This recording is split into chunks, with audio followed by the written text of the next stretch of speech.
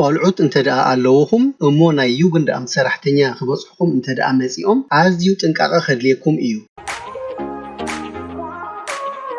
ሰላም ወሰናይ ክቡራት ተኸታተልትና ሎሚ ሒዝናልኩም መጺና ዘለና ኣርእስቲ ተጠንቀቁ ዩግንድ ኣምት ቆልዑት ኣብ ሓደጋ ዝብል እዩ። ኣገዳሲ ኮይኑ እንተረኺብኩሞ ብኸብዚ ምሳና ንኽትጸንሑ ንዕድመኩም።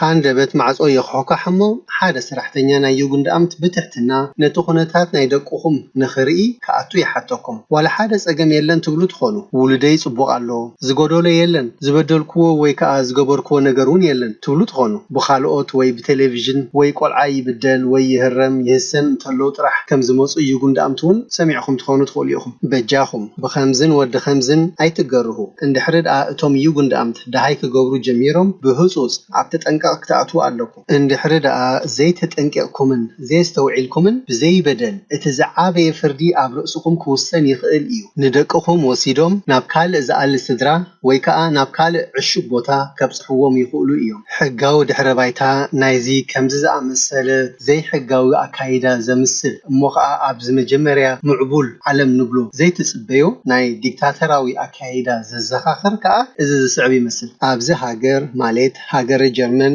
እቲ መንግስቲ ንቆልዑት ዝምልከት እቲ ሓላፍነት ሓለዋ ባዕሉ እዩ ተሸኪምዎ። እዚ ከዓ ካብ ሕማቕ ነገራትን ሃሳይ ኩነታትን ንምክልኻል ብጀርመን ኪንደስቮልገፊያዱም ይብልዎ ንምድሓን ብዝብል እዩ። ነዚ ሰናይ ስነ ሓሳብ ከዓ ዳርጋ ኩሉ ዜጋ ዝቕበሎ እዩ ዝመስል። ግን ነዚ ሓለዋ ቆልዑት ዝብል እቲ መንግስቲ ብኸመይ ከም ዘተግብሮ እንተተገንዚብና ግን ነቲ ሰናይ ሓሳብ ክንብሎ ዝጸናሕና ዳግማይ ክንሓስበሉ ንግደድ ኢና። ምክንያቱ እቲ ዩግንድ ኣምት ነዚ ዝምልከት መሕበሪ ፎርሙላታት ኣለዎ። በዚ ገይሮም ከዓ እቶም ምስ ደቅኹም ዝራኸቡ ዝተፈላለዩ ናይ ስራሕ ትካላትን ናይ መንግስቲ ትካላትን ዋላ እውን ማንም ካልእ ሰብ እንታይነቶምን መንነቶምን ሓቢኦም ኣብ ዩግንድ ኣምት ከጸልሙኩም ይኽእሉ እዮም። እቲ መሰረት ጸለመ ከዓ ብምህሳይን ምዕማፅን ጥርጣረ ጥራሕ ዘይኮነስ ዋላ እውን ብጎረቤትካን ዝኾነ መሳርሕትኻን ወይ እውን ቤተሰብካን ሽሙ ሓቢኡ ንውሉድካ ብስሩዕ ኣይትከታተሎን ኢኻ ፈርናኽ ሬሲጎም ይብልዎ ወይ እውን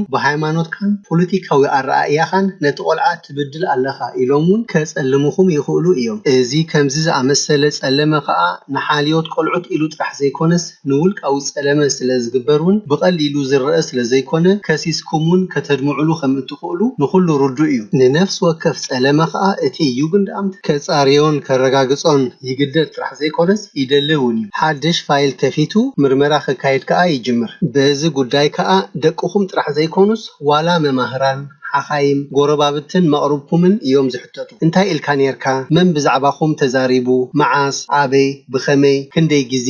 እንዳበለ ኩሉ ክሕዝ ይጅምር። እቲ ዩግንድ ኣምት ንነፍሲ ወከፍ ዝረኸቦ ሓበሬታ ከዓ ከም ዝስዕቦን ከም ዝኽተሎን ክትፈልጡ ኣለኩም። እዚ ከምዚ ዓይነት ኣሰራርሓ ከዓ መብዛሕትኡ ግዜ ዘይተጸበኹሞ ኣካይዳ ኣለዎ። ካብቲ በዚ ናይዚ ጉዳይ ዝፈልጡን ሓበሬታ ናይ ጠበቃታትን ተሞርኪስና ከዓ መታን ብዘይገበርኩሞ ከይትጉድኡን ንስድራኹም ከዓ ካብ ኩሉ ከዓ ንደቁኹም ኣብ ጸገም ከይትእትዉ ነዚ ከምዚ ዝኣመሰለ ጉዳይ ኣቃሊልኩም ጠሚትኩም ባዕልኹም ንበይንኹም ክትውድእዎ ኣይትፈትኑ ኢልና ክንላቦ ንፈቱ። ምክንያቱ በዚ ዝበልናዮ ማሰይቲ ካብ ቆልዓ ምእላይ ብጀርመን ኪንደስቮልገፊያዱም ብምባል እቲ ዩግንድ ኣምት ብዓንቀጽ 8ኣ 42 ሻሙናይ ማሕበራዊ ሕጊ እኹል መገድን ካብ ኩሉ ከዓ እኹል ሓይልን ኣለዎ ድላዩ ክገብር። እቲ ዩግንድ ኣምት ባዕሉ ብዝብሎ ነቲ ጉዳይ ናይ ቆልዑትን መናእሰያትን ግድንዩ ክከታተሎ ተኸታቲሉ ከዓ ምስቶም ቆልዑትን ወለዶምን ሓቢሮ ነቲ ዝሓሸ ፍታሕ ንምርካብ ክዋሳእ። እቶም ቆልዑትን መናእሰያትን ከዓ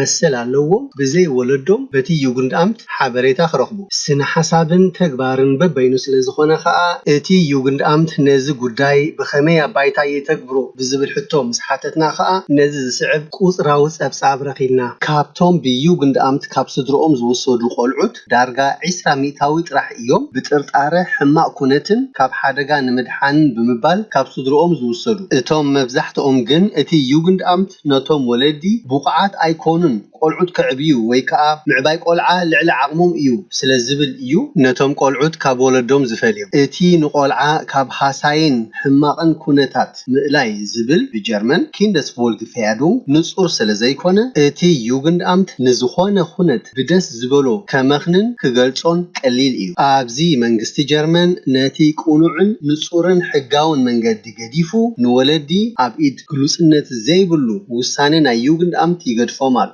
በዚ ምክንያት ከዓ ዋላ ነቶም ንውሉዶም ብጽቡቕ ዝኣልዩ ወለዲ ኣገዳሲ እዩ ካብታ መጀመርያ ሰከንድ ዩግንድኣምት ድሃይ ዝገብሩሎም ኣትሒዞም ጥንቃቐን ምስትውዓልን ጥራሕ ዘይኮነስ ኣፍልጦ ዘለዎ ጠበቓ ምስኦም ኣብ ጎኖም ክህሉ መታን ሓደጋ ካብ ስድሮኦም ከኣልዩ ዩግንድኣምት እንተደኣ መጺኦምኹም ኣዝዩ ብርቱዕ ጥንቃቐ ከድልየኩም እዩ። ነፍሲ ወከፍ ዝበልኩማ ቃል ንፀወታ ኢልኩም ዘተንባኹማ ዘረባ ውሉድኩም እንዳተፃወተ ከሎ ዝተሃረሞ ነገራት ዋላ ዕላል ብዛዕባ ንእስነትኩም ዝነበረ ኣብ ክትቆፃፀርዎ ዘይትኽእሉ ሓደገኛ ኩነታት ከውድቐኩም ይኽእል እዩ። ንምሳሌ ኣብ ጀርመን እቲ ፈጻሚ ጠበቓ ሽታትስ ኣንቫልትሻፍት ዝበሃል ንሓደ ሰብ ከኣስር እንተደልዩ ነቲ ጉዳይ ምስ ማስረጅኡ ኣቐዲሙ ናብ ፈራዲ እዩ ዘቕርቦ። እቲ ፈራዲ ከዓ ኩሉ ርእዩን መርሚሩን ኣድላይ እንተኮይኑ ከዓ ነቲ ተጠርጢሩ ዘሎ ሰብ ሰሚዑን እዩ ብዛዕባ ምእሳሩን ዘይምእሳሩን ዝውስን። እቲ ኣብ ዓንቀጽ 42 ሻምናይ ማሕበራዊ ሕጊ ዝተመርኮሰ ምውሳድ ቆልዑት ግን ብኣንጻሩ እዩ። እቲ ዩግንድኣምት ሃንደበት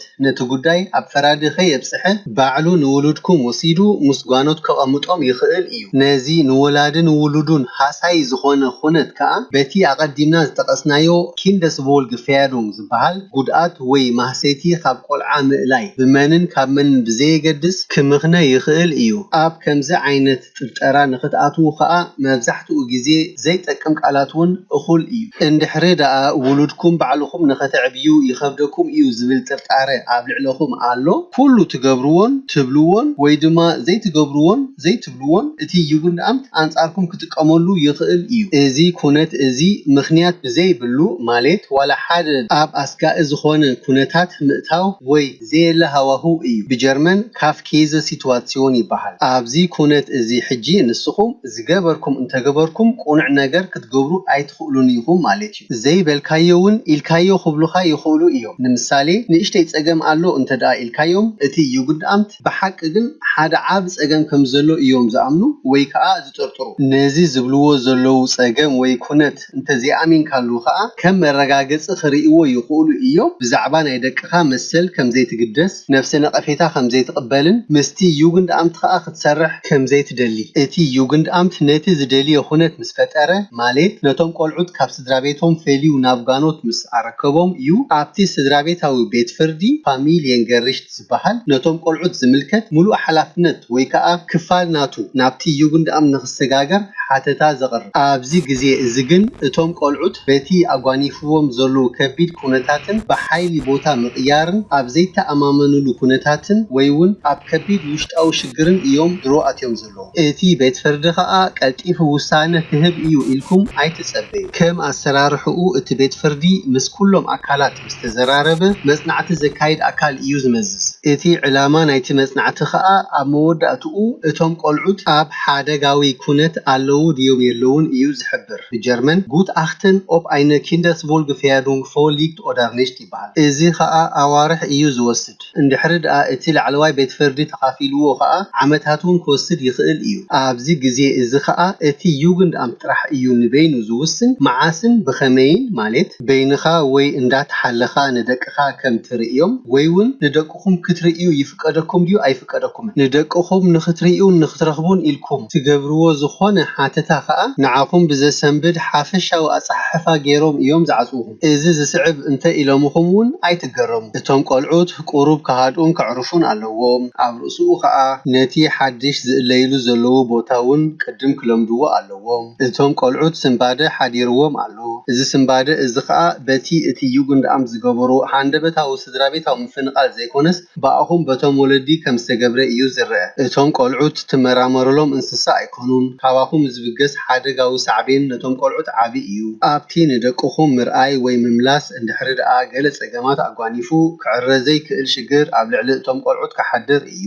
ካልእ ከዓ እቶም ቆልዑት ናብትን ዝብሉ መርኣያ ኣይኮኑን እንዳበሉ ብዝተፈላለየ ምኽንያታት ላዕልን ታሕትን ከብልኹም ይኽእሉ እዮም። በዝን ወዲ ከምዝን ከዓ ብዙሓት ወለዲ ኣብ ቅድሚ እቲ ሕጋዊ መንግስቲ ብዙሕ እዮም ዝጭነቑን ዝሽገሩን። ንገበነኛታት እቲ መንግስቲ በቲ ሕጊ ንኸይንክኡ ዝያዳ ይከላኸለሎም። ብኣስጋኢ ኩነት ንቆልዑት ዝምልከት ብጥርጣረ ጥራሕ ንዝተጠመቱ ንጹሓት ዜጋታት ምስ ደቆም ግን እቲ ሕጊ ከምቲ ግቡእ ኣይከላኸለሎምን እዩ። እንድሕሪ ደኣ ምስቲ መጽናዕቲ ዘካይድ ኣካል ጉት ኣኽተር ዝበሃል ዘይተሰማሚዕካ ወይ ከዓ ተሓባቢርካ ዘይሰሪሕካ ከማን ጸገም ክመፀካ ይኽእል እዩ። ገለ ክትሓብእዎ ዝደለኹም ነገር ኣሎ ኢሎም እዮም ዝጥርጥሩ። እንድሕሪ ደኣ ምስቲ መጽናዕቲ ዘካይድ ኣካል ሓቢርኩም ትሰርሑ ኣለኹም ከዓ ንዓኹም ንኽሕግዝ ኢሉ እዩ ዝሰርሕ ዘሎ ኢልኩም ከይትግርሁ ተጠንቀቑ። እቲ መጽናዕቲ ዘካይድ ኣካል በትሕትናን ልኡም ቃላትን ጀሚሩ ቀስ ብቐስ ባህ ዘይብለኩምን ዘይትደልይዎን ሕቶታት ከቕርበልኩም ምዃኑ ኣይትዘንጉዕ።